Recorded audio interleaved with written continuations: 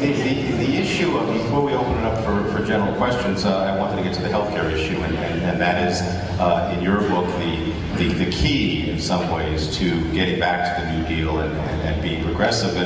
And you yourself say that you have written about the simulated single payer being a Rube Goldberg type of system, and you've also written in the book about how the problem with insurance companies is that they have an incentive not to give you health care, so you're actually paying them not to give you health care, and yet you end up, although you're supportive of single payer, with an insurance-based system, and with a private insurance-based system, as I understand your discussion in the book, the silver lining, the redeeming feature of John Edwards' plan, now picked up by Obama, is that the universal health care will also give people the choice of having a Medicare type of system, and so you actually can opt for a government system and competition will win. And so that seems to me is the silver lining. Without that, you end up with a private health insurance system with certain conditions attached to it. Okay, now, all right, so the simplest way to give everybody health insurance is just to give everybody health insurance. Medicare for all is where you would want to go in a world where you didn't have to worry about the politics. And if we had, if Harry Truman almost got it in 1947, but failed because the Southerners were afraid it would lead to integrated hospitals. Race always, every time in the U.S. story, race comes into the picture. Okay. I vote for, if I thought we could get that quickly, I'd go for it now. There are two problems with trying to do Medicare for all. And by the way, there's actually a bill, John Conyers has the Medicare for All bill, which he introduces each session of Congress. And it's a perfectly well-designed plan. There are two problems. One is that many people, although a diminishing number, are satisfied with their current coverage. And they're afraid of what might replace it. And they could be scared into thinking that they would be forced to substitute a government program for their current insurance. They'd be worse off. So you want to offer people the option of keeping what they now have as a political matter. The other is that doing Medicare for everybody requires a large increase in taxes. Now, it's not an actual cost to people because the taxes would simply replace what they're now paying in health insurance premiums, but that might not be obvious and it would certainly be demagogued up the wazoo. So you have, so what's being proposed is something that retains private insurance companies, but puts them under quite intense regulation. So community rating, you can't discriminate based on medical history. Regulation in terms of the costs.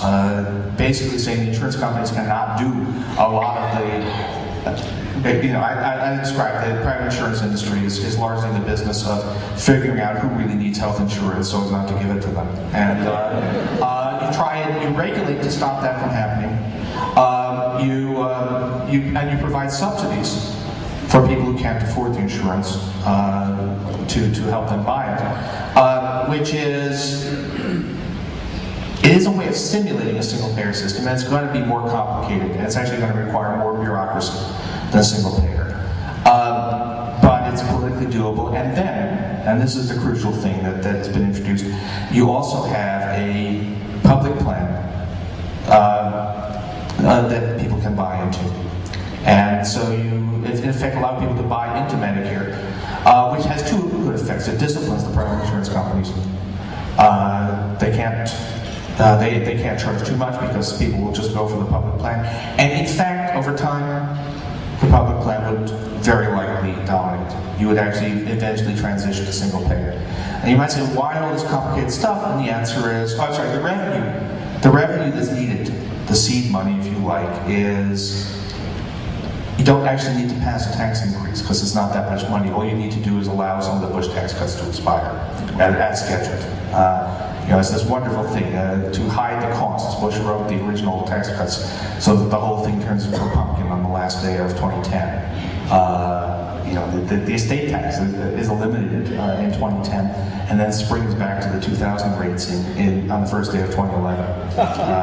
I suggested at the time that it be called the Thrown Off from the Train Act of 2001.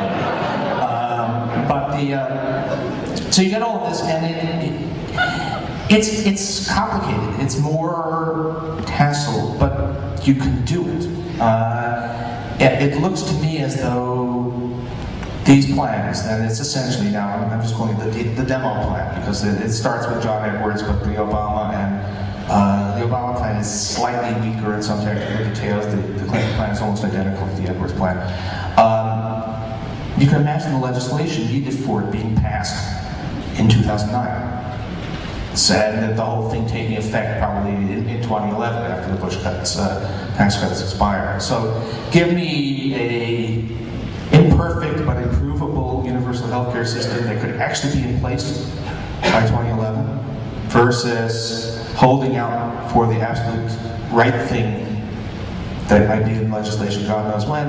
I'll go for this. It's just so much that once you get universal healthcare, it almost immediately becomes something that people regard as a right. It's something that decent countries do for their citizens, and then we can start improving it. And the fact that I'm thrilled at the idea that we're even in shooting distance of this. I think if we do get a Democratic Congress and President, we have better than even odds that it will actually happen. But obviously, health industry is giving a lot of money. They're going to fight it tooth and nail, but I think we can actually get there.